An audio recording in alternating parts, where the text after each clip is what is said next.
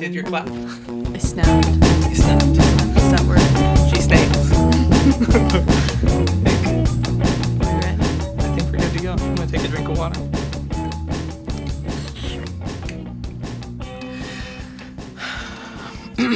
So, Here we are. oh, What? I want to do it too. Welcome to the Keep It Lost No. What's our podcast called? All right, we're gonna do it together. Yeah. Okay, you ready? No, the clap. 3, 2, 1. Wow, that was horribly timed. Welcome to the Kinda Lost podcast, episode 1. Number 1, our first one. Number 1, set to go. Who are you? I'm Cade. Who are you? I'm Sophia. And we're husband. We share a last name. We're married. Brown, like the color. We're Browns. Yeah. So you have written down a series of questions to kind of get us going on the podcast. Just a few. What's the first one? Well, just kind of as a starter for our first episode ever is kind of an introduction of who we are, what Lost Locals Media is, and what we do, and kind of how we came to be. But just as kind of a very direct first question is, do you identify yourself as a creative? And when did you come to that realization? I identify as a unicorn and have since 6th grade, which is when I started homeschool, which might play a factor in that. So, yes, I do identify as a creator, creative, both. Okay. And the reason is it's pretty much the most natural feeling thing I do. It's the place where I actually feel like I kind of understand what's happening in life. Mm-hmm. And like, what is it that you do? Well, like a lot of things. It started with... Well, what did it start with? I guess it started when my parents bought me an acoustic guitar, and I started playing that. That would probably be... And I'm sure like there's some stuff before that I don't remember well, but it's got to be like... That's the first thing I did that was creative, is I played the acoustic guitar. Okay. And moving from there, it was like into everything on the computer. And then eventually those two things commingled. And then a camera came into it, with like some WWE wrestling figures. Right. Yeah. You told me about that. So there was like there have been iterations of how I consider myself a creative, but it's there. All right. And like, 'cause you told me this before, but like, do you remember how old you were when you were making your like little action figure films, videos, directing them and recording them with what'd you used to record with? My probably the flip cam. No, it was before the flip. Do you remember the flip cam? It was huge on YouTube. It was like this black camera with a silver housing around the body, and like it flipped out, had a USB port that you could stick into your computer, which is like it's dangling from a piece of plastic on your computer as you're getting videos off of it, which did not work at all. And yeah, but prior to that, it was like a version of that. So there were still SD cards in it, and it was like a little video camera that was like kind of rectangular shaped. Okay. It was waterproof, which was cool. I think it was that. I mean, I must have been like 9, something like that. That makes sense. I think that makes sense. And when let's see, as far as, because obviously there's that film aspect, but also your history in music and your acoustic guitar. When were you that age? That I want to say that was like the same age. Same age. Yeah, the same age that I properly got an acoustic guitar and played that. That evolved into eventually getting like a Fender electric guitar with a little tiny amplifier, and which had a little button that said distortion on it. And so you press that and the cool stuff happens. And then, yeah, so probably around that same time. Okay, that makes sense. And so then I gotta flip this on you now and say, so then, do you consider yourself a creative? And if so, how'd that start? How did that start? Well, yeah, I would, I guess, say that I consider myself a creative. Mm-hmm. I was told that long before I necessarily considered myself Right, a because you creative. didn't accept it, Right. like, as a possibility Well, for a life. I guess the more I think about it, I guess the creativity is more the mask of, like, I guess I'm just a very particular person in terms of... So it starts out that Sophia's a critic. Right, exactly. I'm like, it starts out with me looking at the world and going, like, I don't think that's just quite right yet. Which evolves into, how can I make my own version that I like? Right. And it starts, with pictures in my head and wanting to have this creative idea and, like, how can I then make that come to life? And I've Right. always, ever since I was little, I always liked drawing things. I loved drawing my animals and stuff. But funny enough, my mom talks about it frequently. In preschool, I guess struggled with cutting things out with scissors. Like doing arts and crafts. Yeah. I struggled, and I don't remember this. It was like exactly. rounded tip Fisker scissors. Right, Yeah. the hurt, you can't hurt yourself really because You probably can, but it takes effort. But yeah, my teacher in preschool at parent-teacher conferences looked at my parents and said that I was going to struggle and never really be a creative individual because I couldn't cut things out. So cruel. That's right. so mean. And here I am living this life so many years later. Right. That's all that I am doing. Like, it occupies every day, all day, Right. every day. And so, but in terms of just always drawing, always doodling, but I always struggled with, in drawing, being fully satisfied with my end product and being like, that's not what I had in my head, and my skills just were either lacking or, like, I was frustrated, always being my worst critic. But then with photography, and now I didn't, like, start looking at photography creatively until high school, when I had my first high school photography class, which was really cool. Did that be, like, was that before you got a camera in your hands, like, properly to take your own photos? I mean... Because you counted at No. some point, like, a Nintendo DS in there. As being Yeah, no, so... Well, and that's why I was saying, like, creatively, I've always had access to a camera. Right. And I've always been taking photos, like, all the time. We have still buried somewhere at my parents' house is an old Toshiba laptop that has hundreds of files. And before that, there's stacks of film and CDs and digitals. Mostly, like, my mom documented my whole, upbringing, younger life, right. period, because she was really into scrapbooking. And Yeah. I guess there's another aspect of, like, I was creative. I always saw her making, these memory pages full of photos, crafting with paper Yeah. and mementos, like sticking concert tickets or, Right. all together into this great, like, memory photo book. Which kind of, now as a couple, we try to continue a version of that. Right, I Where we're wanna- like, oh, let's make sure that, despite the fact that our job is taking photos of people and taking videos of people, that we try sometimes to remember to do it for ourselves. Right. At least a crappy phone selfie. And then if we can, we'll, like, print that out. Right. And keep it somewhere. So it's kind of cool that, like, that's always been there. Yeah. But so, like, did it start with, like, when did you get a camera that could be pseudo, like, good enough that maybe someone would look at it and go, oh, hey, that's actually a nice picture, not just the Nintendo DS?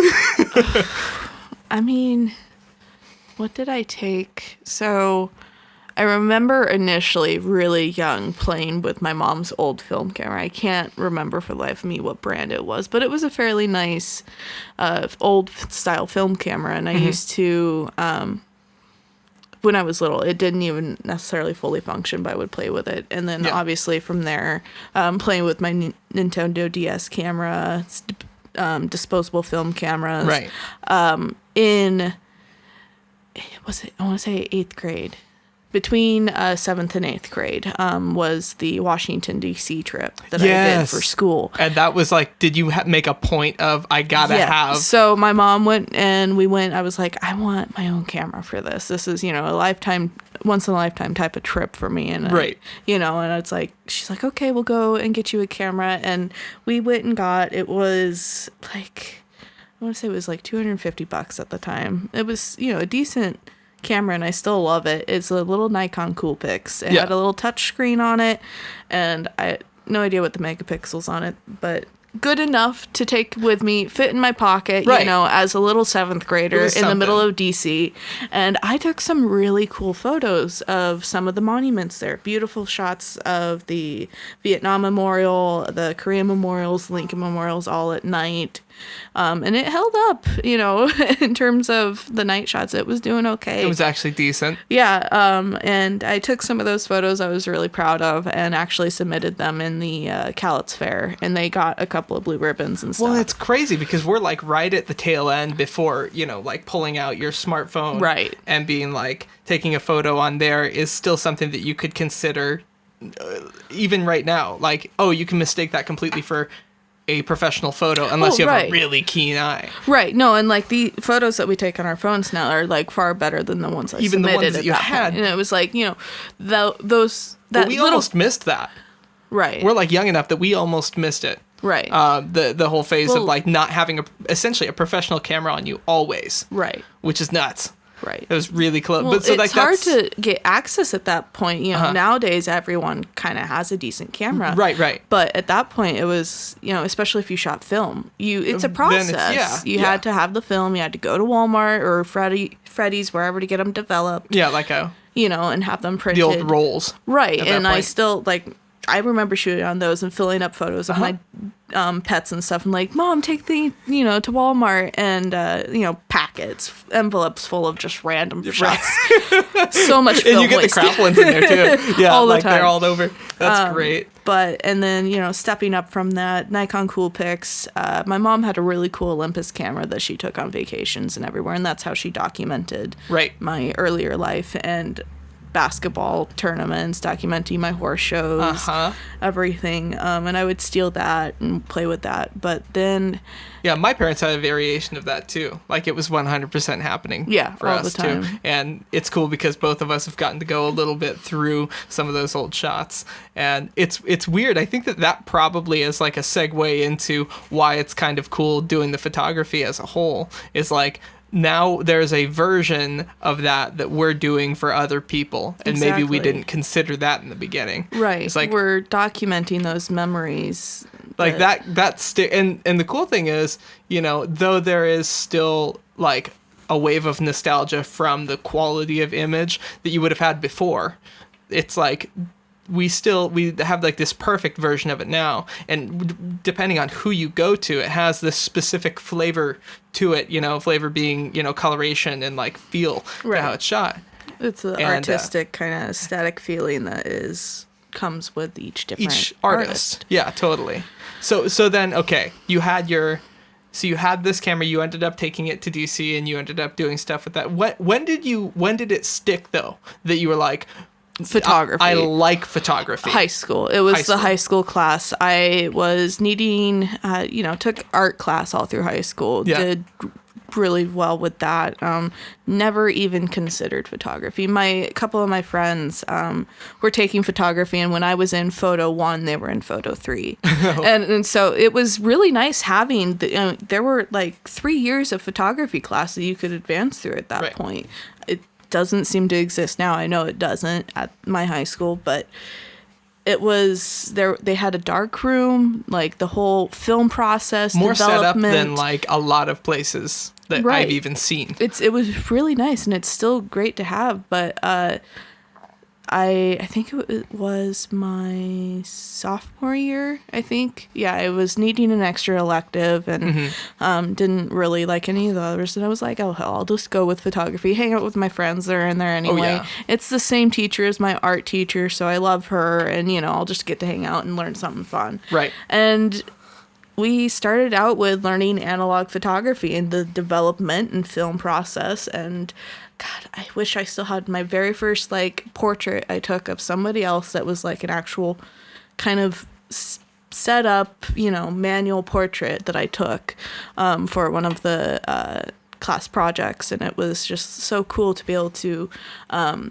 take that on an analog camera, take the film out, in a little dark bag, hand roll the film on the reel, then put it in its cap, and then develop it through the chemical process. You actually went through and you touched it the way that it doesn't get touched as much today. Right. Well, and it's weird because the trade-off is like you touch it more digitally. You spend more time touching each photo digitally than you probably would have doing a chemical development. Right. So like there is more processing happening depending on the photographer, but there is less physical processing by a huge margin. You do one part physically. Right. And then the rest is digital, which we're bringing, like a lot of people are interested in bringing parts of that back. And so that's kind of cool. Well, and that's my initial where I fell in love with photography was the analog process. And I would love to, start seeing more of that and diving into figuring out how we can get more of that. But it's special, right? Yeah. It's one of those where it's like you want it to be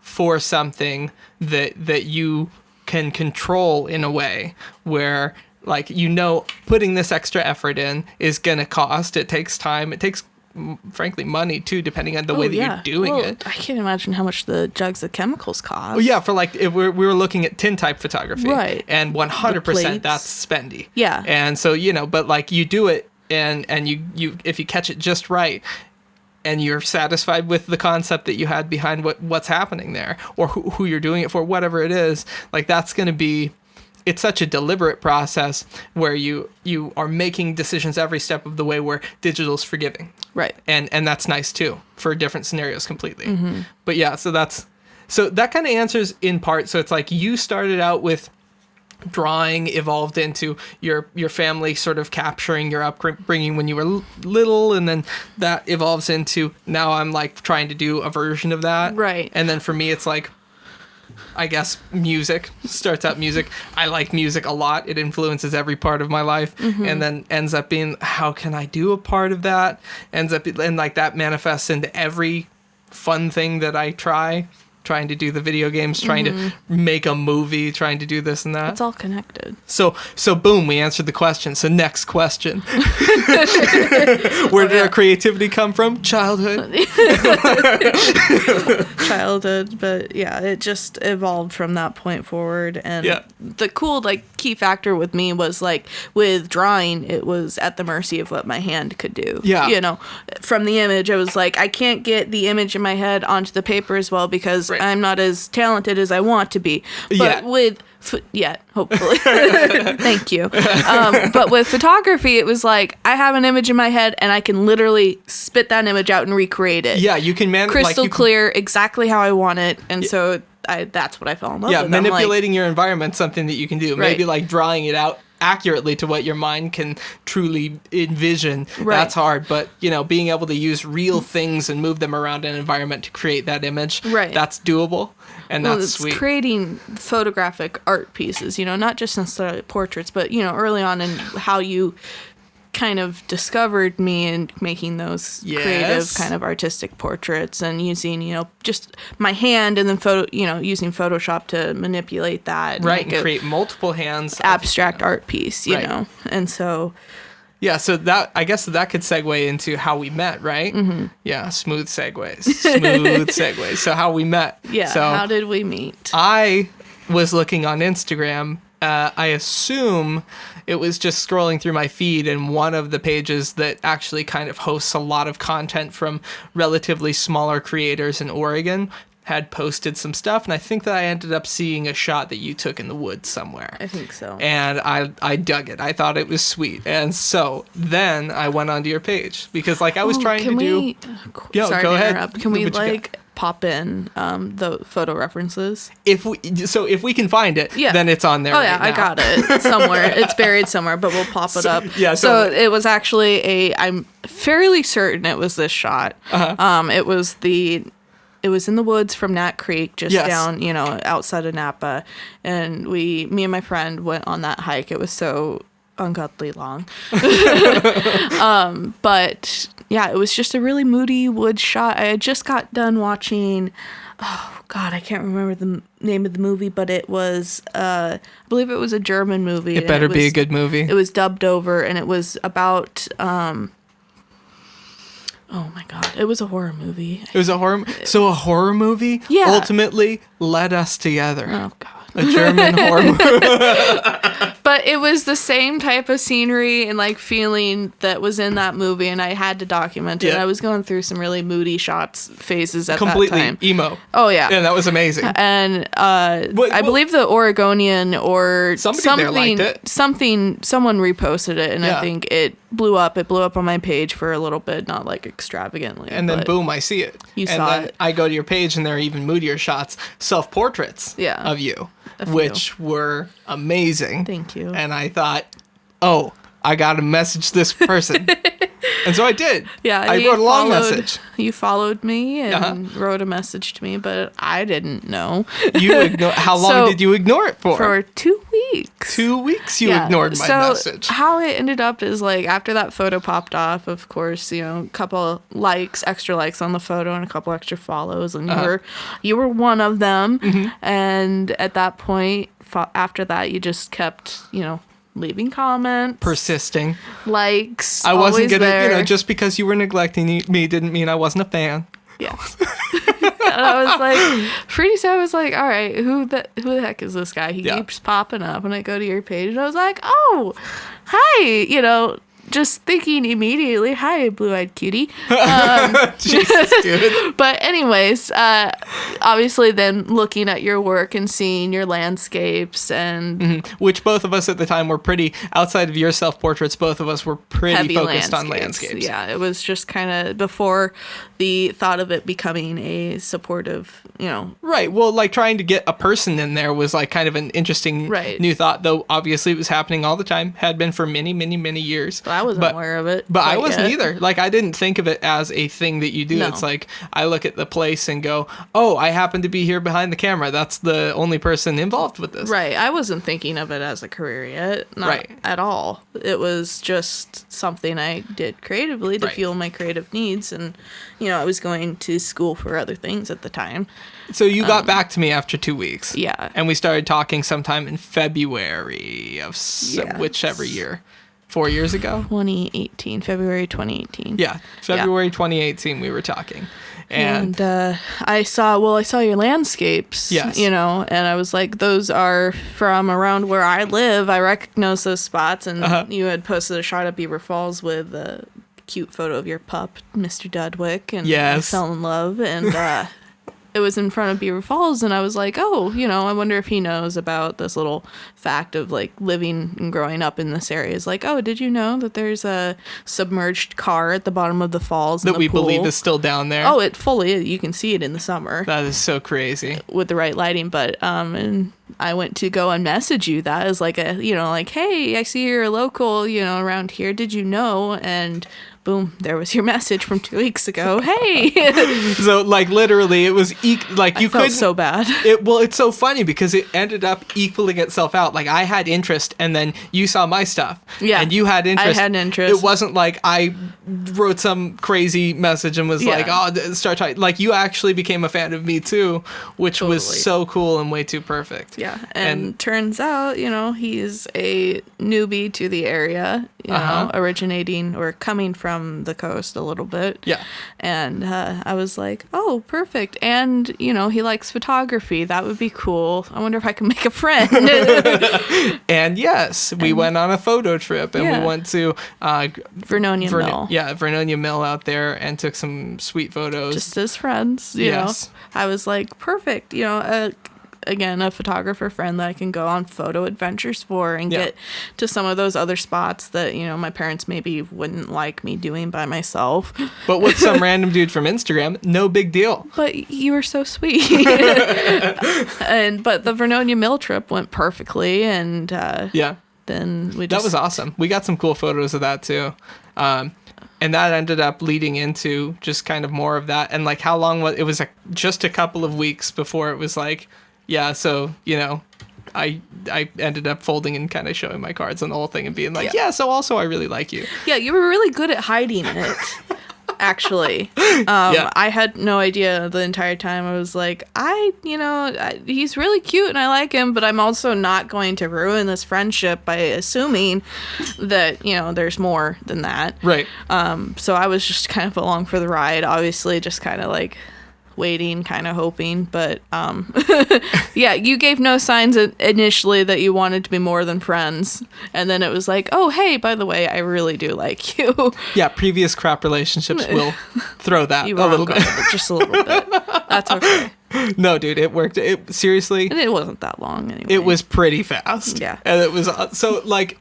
That ended up evolving really quickly, though, into like, if we're both doing this thing together, the thought process for me had already been like going from job to job, doing what I was doing at the time. How can I make we do this? Yeah, can I make a living making art for people? Is there some way that can happen? At the time, right when we met up, for me it was just, can landscapes sell? Can they make me money? If I try hard enough, if I like put myself in at the time what I thought was the most uncomfortable positions I could put myself in for photographs, being just like really lame. It wasn't like I couldn't travel very far, so just cold nights, right? Like cold nights in the middle of the dark somewhere, like taking just night landscapes.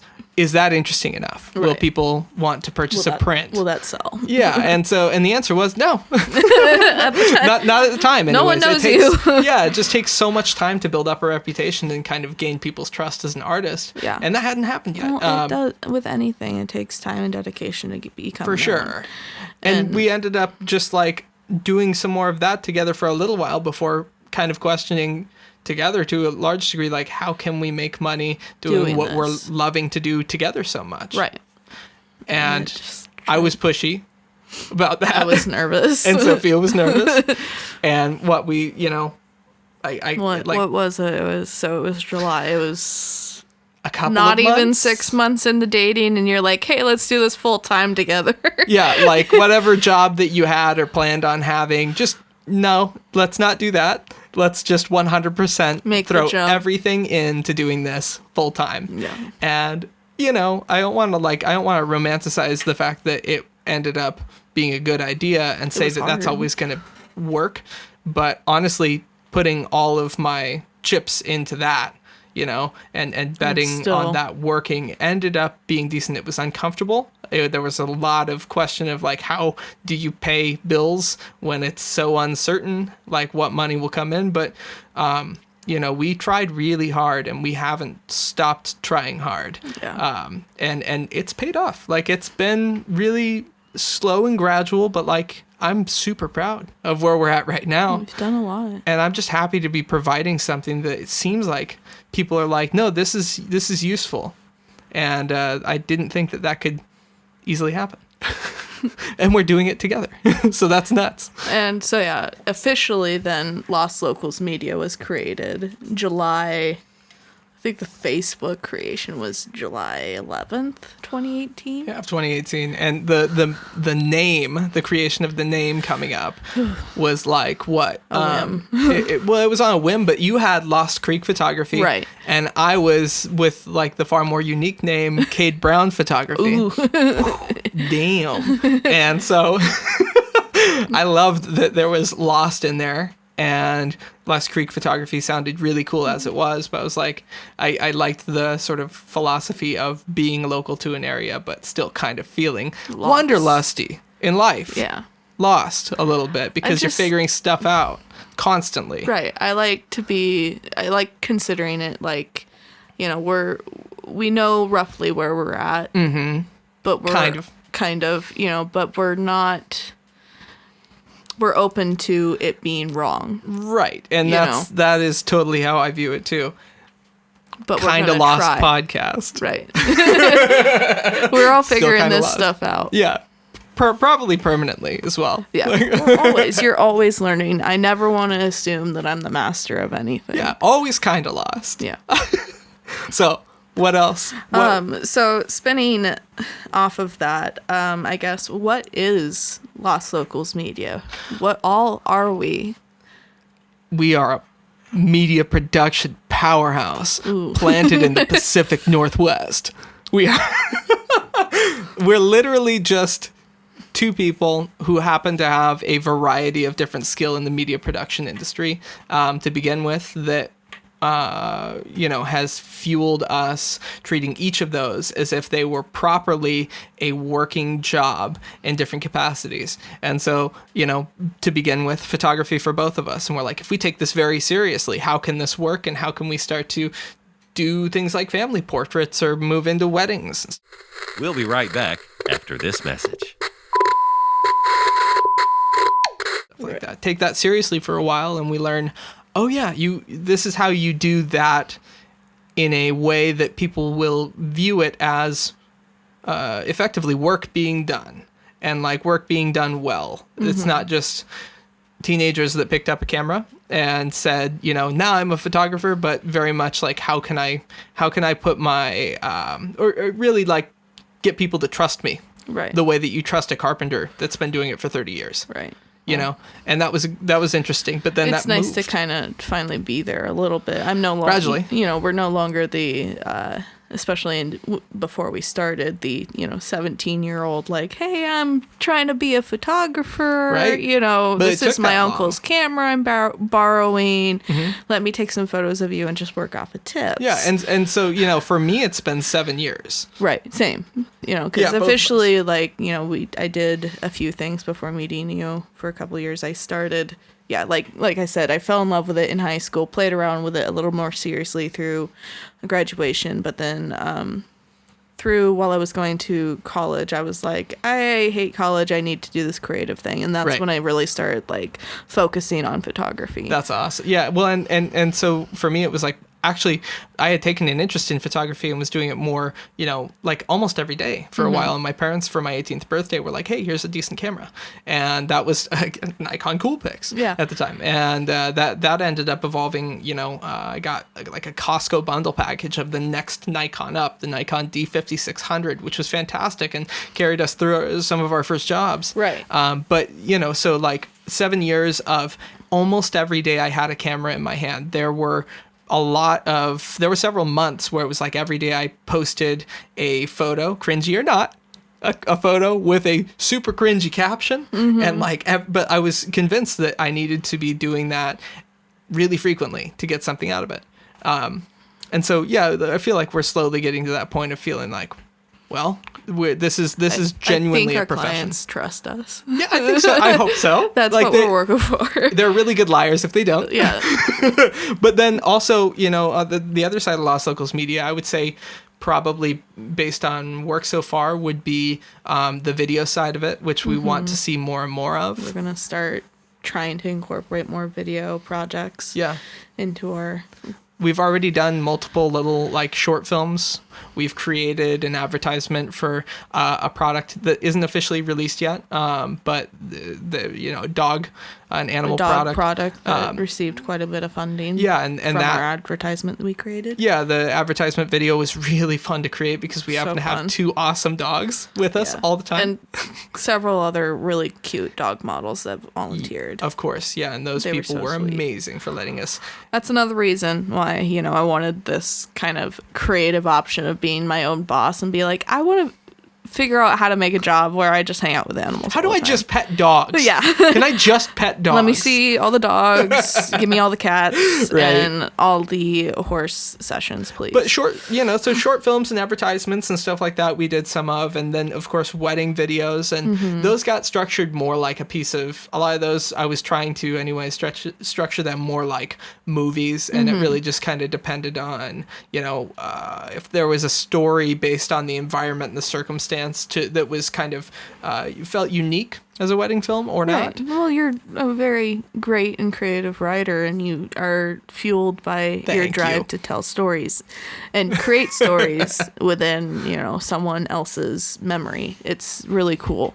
Thank you. And I'm trying. That's kind of the direction ultimately that we want to kind of head towards. Well, and then interestingly, and it's so funny because all this stuff can work together, is like then the next thing is, your drawing thing didn't stop. Right. And in fact, it leapt into graphic design. And that graphic design has also been a part of Los Locals Media. As we've ended up creating for various other businesses, you've created full-on logo and branding packages. And so that plays a huge role in what we do. It's been fun trying to keep that in practice a little bit. And oh, it's awesome. And like, you're incredibly talented and very, very good at it. And it's cool because like just seeing everything kind of play out. I mean, you know, we have luxury, you know, in that like the iPad hasn't been as amazing as it is now, you know, and like 10 years ago, it wasn't quite like this. God, I can't imagine if I had an iPad as a young child. Dude. but seriously though, like being able to see everything kind of play out in the beginning on the iPad before it, you know, gets more complex and turned into vector files and all that jazz for these graphics. Right. But, you know, seeing how powerful something is just on a workstation like that is interesting because then you get to play everything back too, and you can kind of see, for me, it's just entertaining to see your full process, you know, other than just peeking over your shoulder. Like iPad will show you the entire process as a video. That blows my mind. Yeah, a little time lapse of each mark you make on the iPad. It'll play back in a story. Yeah, I love that process. That's so cool. So crazy. So graphic design in there, Yeah. photography, video, Music production. music production. A little bit of that in there. So that guitar thing didn't stop Either. and basically carried on to electric guitar, and then carried on to, at a certain point, electronic music. And so like through my teens, I was convinced that I was going to be some sort of EDM DJ or something like that. That ended up going from the whole DJ thing to audio engineer, really. And went through and got some training from a guy in Arizona and watched countless YouTube videos. That ended up going on for quite a while and really that's in the background, but I'm still kind of constantly working on music. And so when it pokes its head into like video projects, for me it's really cool because I can score maybe like a short film, or like if we need sound effects, we have this set up for a podcast, and this is also a part of that equipment, and it just kind of, it's so funny. It's like each of the things that we carried along the way as creative people finds a place to be in Los Locals Media. And so it's kind of hard. Yeah, it's like to me it's hard to cap it. Like what is Los Locals Media? Well, it's a media production outlet for two people. Right. The goal is basically, if you have any kind of creative idea, whether it's a movie, photograph, a written story, if you need a logo designed, or just, I've done tattoo designs before. Yes. Literally your artwork on somebody's body permanently. Right. Anything that like you can dream of that you need to be made tangibly into something like digital or just brought to life in front of your eyes. Right. We want to try and do that. Well, and like I like saying that too, because there's a part of it that is like like how we value ourselves is based on that work. So it's like clearly important to us. We really gauge our own success based on if we feel like we were adequate as creative people. Right. And so when somebody does come to us and they're like, hey, you know, is it possible to do this thing, or this thing, photography, graphic design, music, video, any of that? One thing that they'll get like with us is, first off, if we can't do it, we're really upfront. But second, like when we do it, we put a lot into it because we feel like if we can't do it correctly, that maybe we panic. Like we kind of freak out and go not like, adequate enough. Right, maybe it was all a lie. Like I've never I'm been not a creative. not actually good at this. Mental breakdown every single time. Full on. But seriously, you know, and I'm not trying to say that nobody else does. I think almost everybody else does that, but the level that we do it, I want people to know that they can kind of trust that we'll either say, no, there's no way that we're ready for that. Right. Or we're going to be like, oh, we want to approach that idea with everything that we have. Right. And so that's Los Locals Media, man. It's just like, if you have an idea and you bring it to us, between the two of us, we're going to obsess over this until we feel like it's right. And that's kind of the essence of what we're doing. That makes sense. And to kind of spin off of that then I guess, what is your favorite thing to photograph? Photograph specifically. Well, oh, dude, that's hard. Okay. Is there even an answer? That's like what's your favorite song? Is there an answer to that? No, there's not. Okay. One of my favorite things is permanently going to be landscapes. Yeah. Permanently, it's going to be landscapes because like there isn't a feeling as personal as being completely by yourself. Luckily, not by myself anymore, of course, but there isn't a feeling like being by yourself out in the middle of nowhere and making a piece of art that, depending on how into the weeds you want to get on the perspective of what it is a once in a lifetime thing. Right. Like you create this photo, you capture this moment in time. The clouds are only going to be that way that day. Right. That's ever. Only like that one time ever for the rest of time. And so that's pretty sweet. That makes landscapes unique. But then this same sort of, I guess, into the weeds argument about that being great can be applied to any form of photography or capturing anything human. Yeah. So, I love landscapes probably first, but now I got to know your answer. I guess my ultimate love in photography is just abstract art and creating that. I love making, and that can include all sorts of other genres within it. Right. Portraiture, equine, branding, anything like that. But I love trying to almost dream up a color palette, a feeling, a tone or vibe, I guess, to a photo or something, and try to make that into the photo, make a session around that. Yeah. Maybe focus only on 2 color tones right. that I want to capture, and then use that and maybe apply it to any of the other sessions that we have coming in, or like any sessions that we might be able to influence. Which would be my question to follow that up, like kind of for both of us and both of our answers is like, how does that play into portraiture? Right. How does like with landscapes, it's fun. With landscapes, it's fun, and it's completely easy to see how it plays in. Right. With abstract stuff, for people who are sort of out of the loop on really like what that particular kind of photography is, might be kind of weird, but I see it play into your stuff all the time. Right. How would you define how it plays a role in your photography? Oh, just in everything we do for the most part. Yeah. But, for one particular example, we had one equine shoot that we did, and the horse specifically was a specific color, and that it was a light cream horse. And it was the middle of winter, and, the client had just gotten a really cool jacket, and I'm like, okay, what can we do with this to make it a little bit, and so I thought about shooting it specifically to match the cream of the horse, the bright white cream of the horse, and then the denim of the jacket, and using a model who had beautiful blue eyes to match the denim, and bright blonde hair to match the horse. Right, because in abstract, you start to look at colors and shapes more than you really look at anything else. And going with that, it's not as true as like a rich cinematic tone, but more of a lighter, airier hue of the tone, I guess. Is that right?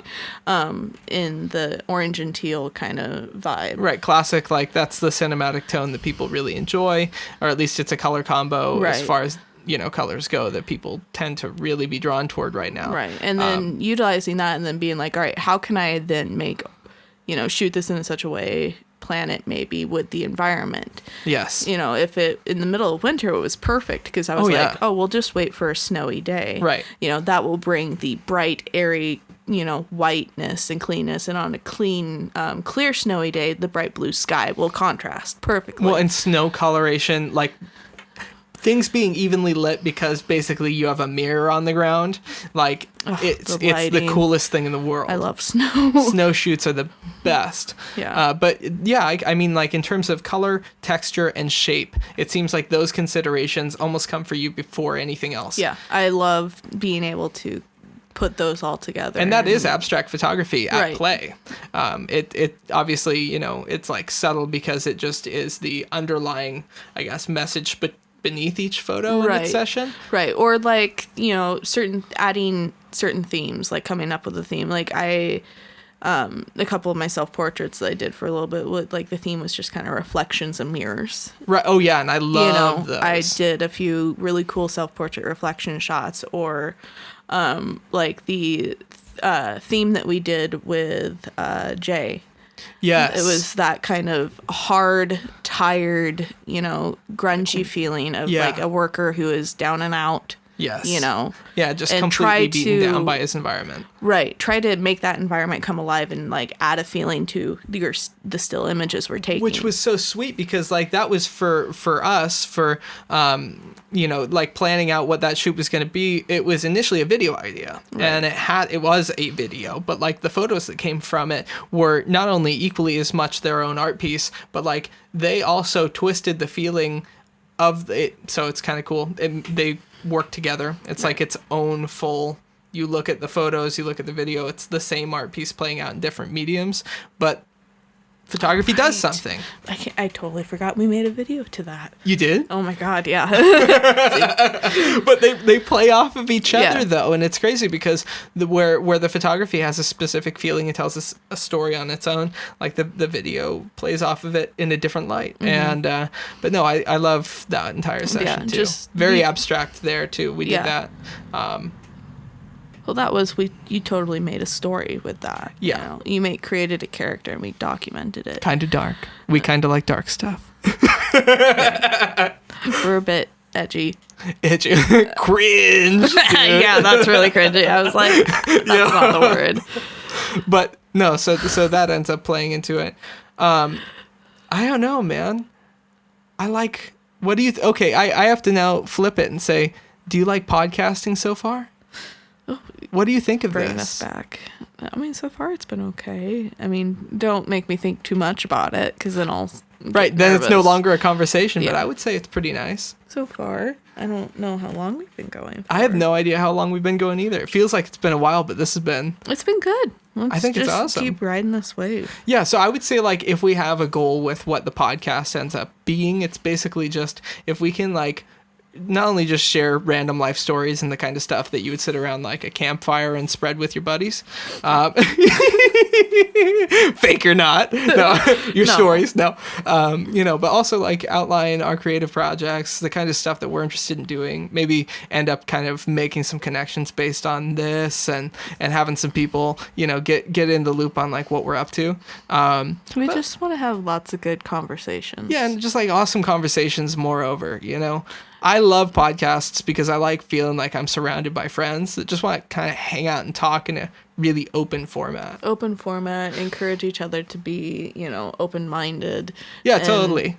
Just speak about your experience. Yeah, and be able to approach like, if we feel like it at some point where we don't feel like anybody's going to be angry at us, we can approach some hot topics and we can talk, we can talk about this stuff when we feel, like it's a good idea and it's not going to just irritate people.